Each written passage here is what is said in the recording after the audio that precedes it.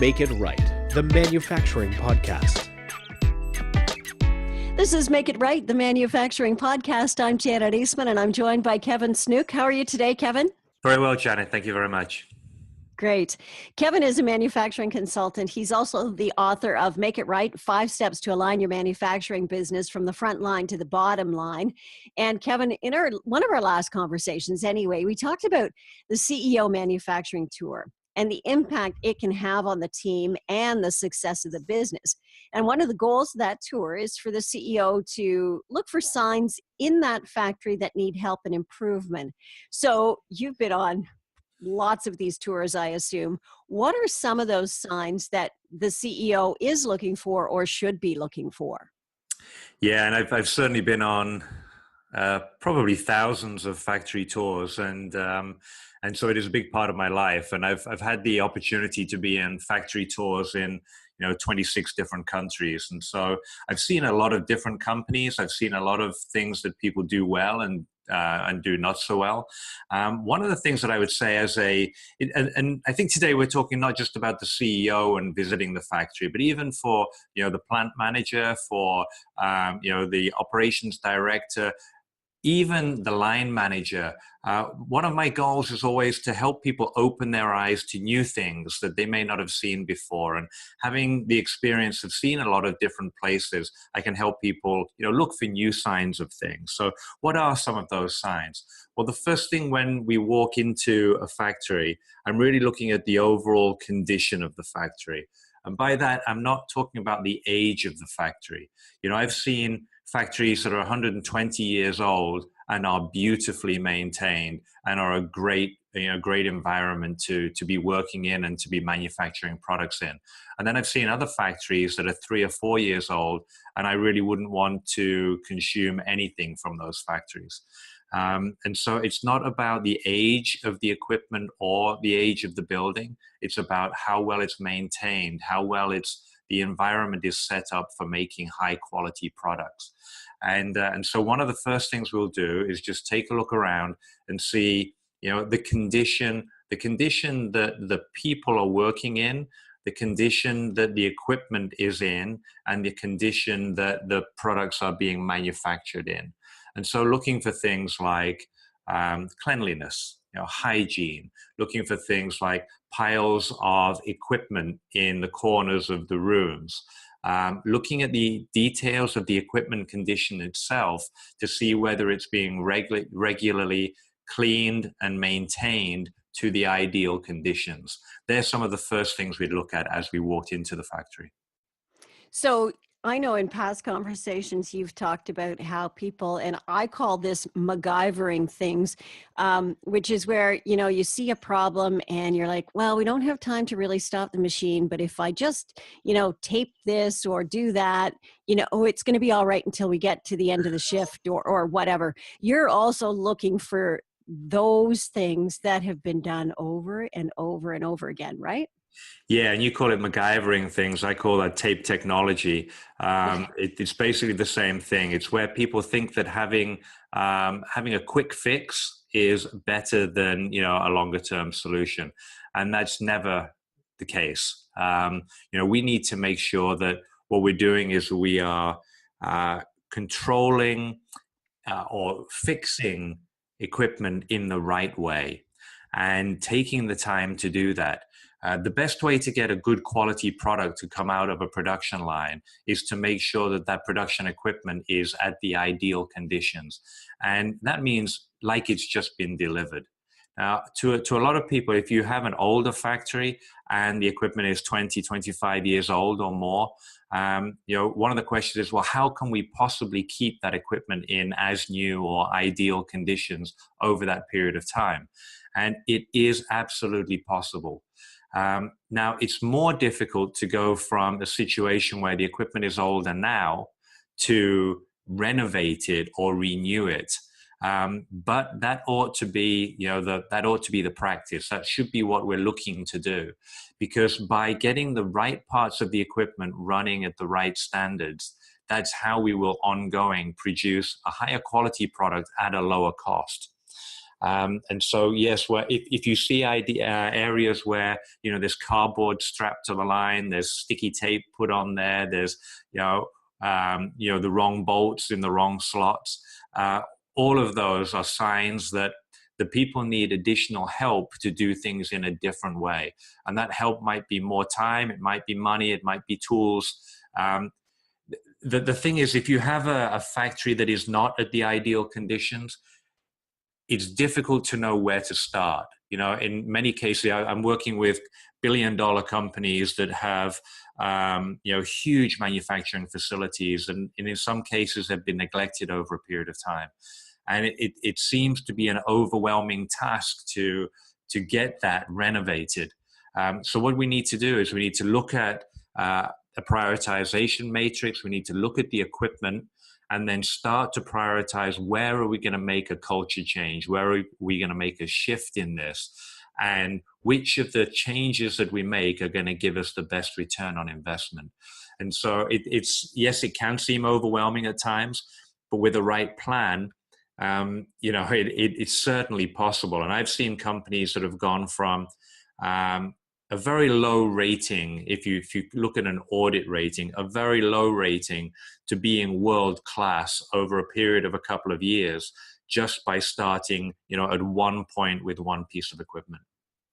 And I guess, if you continually maintain something, sure, there might be a little bit of a cost that is associated with that, but it certainly is a lot less in the long run than having to do that major overhaul or suffer some, injuries with your workers and insurance claims and things like that would occur if, you let things go. Yes, and prevention is always better than cure. But when you're at that stage where you haven't prevented it, then there's so many different issues come. You mentioned safety. I was working with one company that knew they had a serious problem on some major equipment that could have caused a very serious safety issue. And one of the first things that the frontline employees brought up to me as I was talking with them was, we don't believe that the leadership team is taking anything seriously if they don't take this seriously. And I have to agree with them. And it took me a while to make sure, it was an expensive fix, but it took me a while to ensure that the leadership team would get that thing fixed. And the reflection on the frontline employees was incredible. When they saw that the leadership team were willing to invest invest a lot of money in a solution that would protect their safety, then they started to look for all of the, let's say, lower cost ways to re-engineer, regenerate the equipment so that it was in better conditions. And it's a matter of building up the trust between the frontline employees and the leadership team. We're all in this to try to do the same thing, which is to have great equipment making great products at a low cost. Are there actually metrics that indicate a good or poor performance? Yeah, so one thing is the factory tour, and that's extremely important.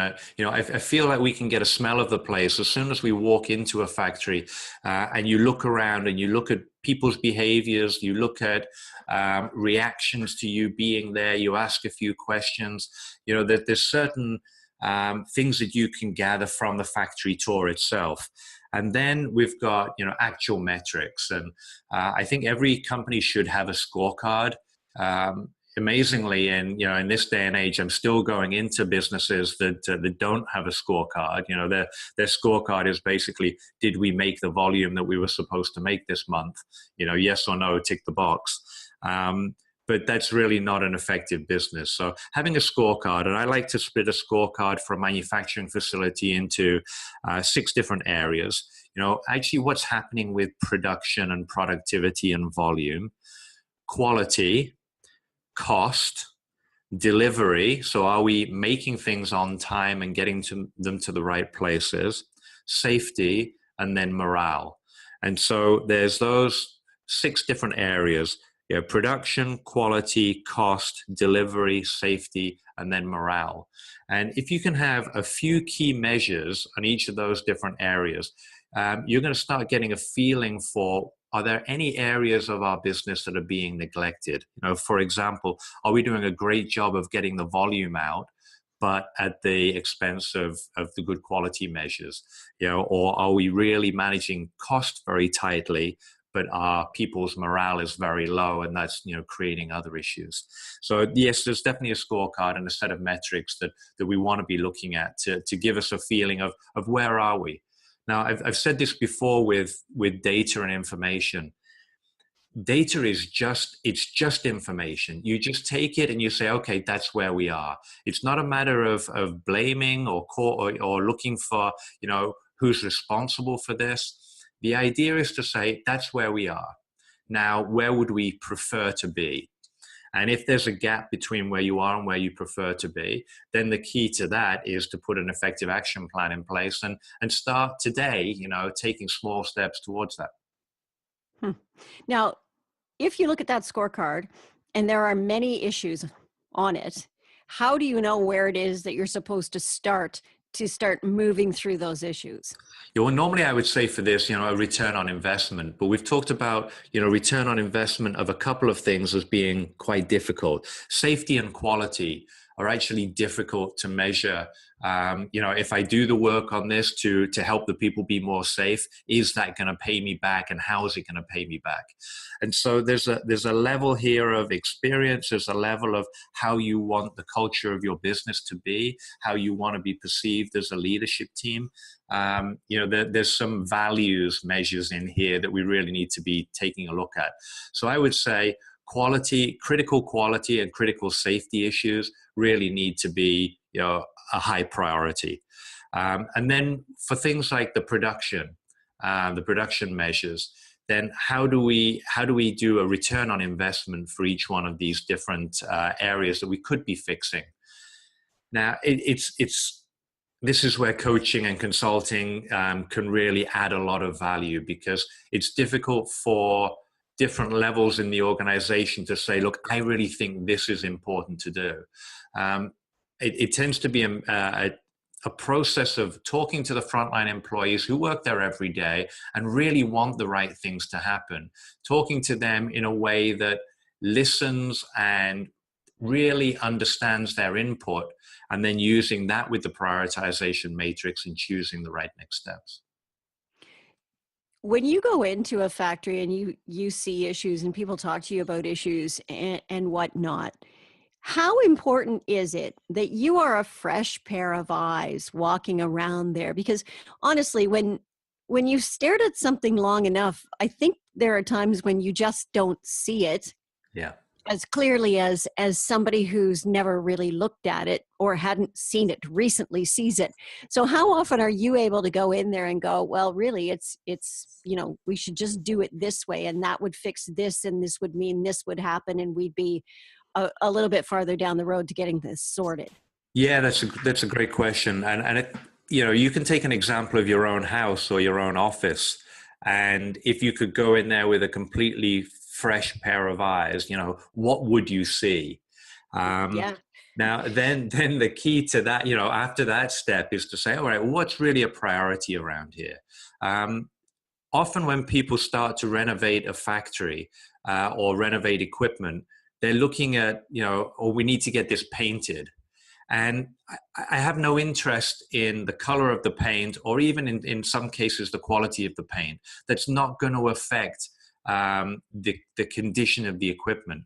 What we need to be looking at is the equipment in terms of what are we trying to produce with this equipment. If we're running equipment with greased bearings and belts and conveyor belts, the things that are touching the product, are they clean?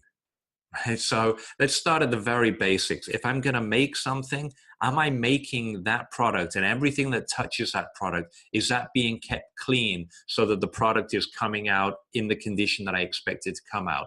And then you gradually work further out from that product.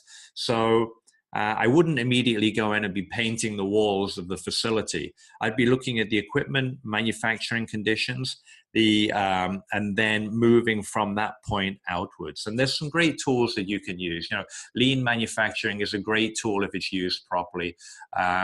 The 5S program, where you look at, 5 steps to getting your environment clean and organized is a great way to start a program.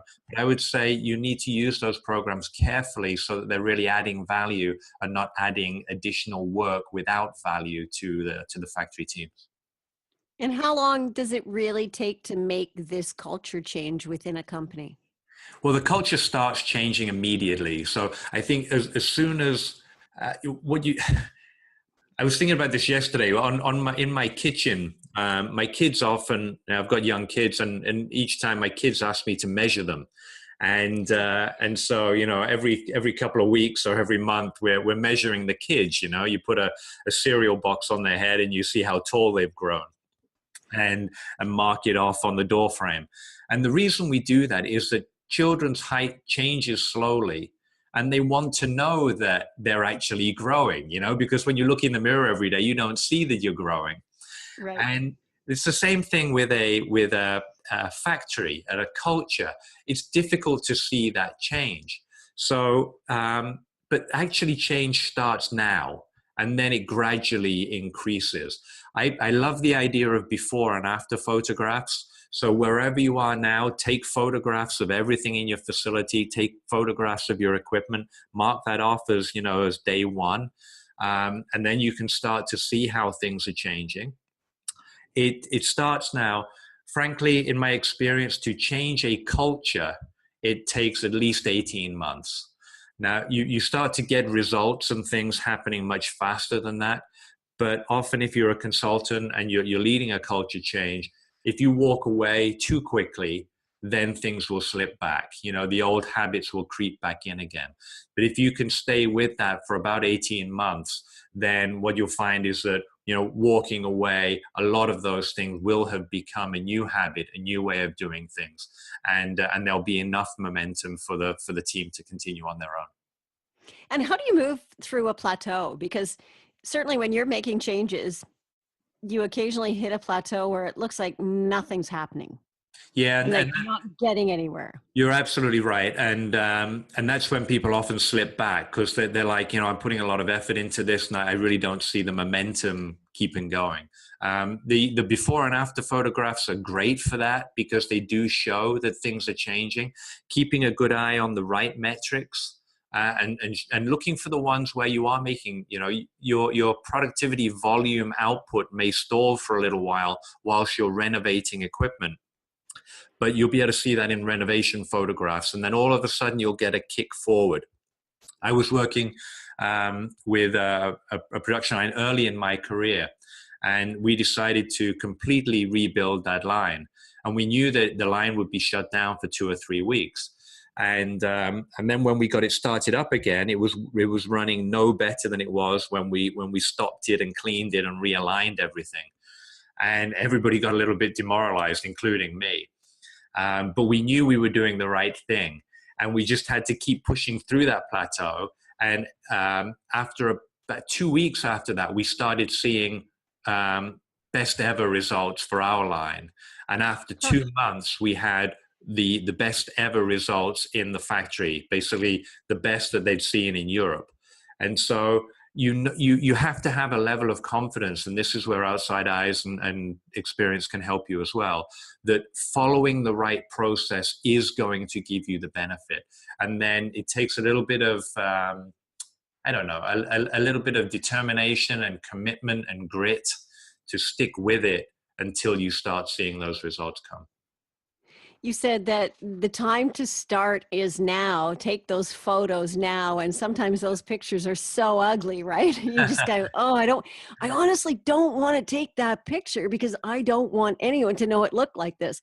But that is the key, because if you start making even the smallest changes, that's got to start looking better quite rapidly. Yes, it is. And again, this comes down to an overall culture of the business. Blame is not a good motivator. So if you see a picture of something that doesn't look great and then go and start to look for the people to blame why this is not the way it should be, that you're not going to motivate anybody. There's a stage where you have to say, well, this is the way it is. And where do we want to be? Where's our gap? And then let's take a look at that and reward people for getting closer to where we want to be rather than beat them up for where we are now. And, this whole idea about don't react to things, right? Don't react to it at the moment. Just get a measure of where you are and then work out what's the right response. In some cases, the right response will be to hold people accountable and to say this is not acceptable. But that's a response, it's not a reaction. And so we choose a path forward, and then we choose the right management techniques to help us get there. And I guess in the end, really, if something is set in a certain way, there's a reason it's that way. It's because everybody's kind of let it get that way. So we're all responsible in the end, and we all just have to, suck it up. And maybe some people are a little bit more responsible, but we all have to take some blame and work together to make it better. Absolutely. Most of these factories, have got this way over a number of years, and there are reasons and causes for that. What I find in every single factory is the frontline employees want to do the right thing. They're the people who have more at stake in this business than anybody else, because it's very difficult as a frontline employee to go and find another job. As a well-qualified manager or leader, you're more likely to be able to move out of the business and find another job somewhere else. But as a frontline employee, that is difficult. And so I know that frontline employees want to do the right thing, but over a period of time, they've quite often been calling up issues, they've been asking for help and support, and they haven't been getting it. And eventually things, deteriorate. And so we have to understand that really it's just the way it is. And now what is it that we're going to do differently to turn this around and to make it significantly, to make significant improvements? Okay. Kevin, I guess the time to start for everybody is to start now. And I think we'll have to end it right there. But thank you very much. I'm going to actually, as soon as we're done this conversation, take a picture of my office and then look at it in 3 days. Fantastic. That's a great start. Yeah, exactly. So thank you, everyone, for listening to the Make It Right podcast. You can find us on iTunes and at lucidI4.com, Make It Right. We hope you'll share the podcast with your colleagues. Thanks very much for listening, and we'll chat to you again soon. Take care, Kevin. Thank you very much.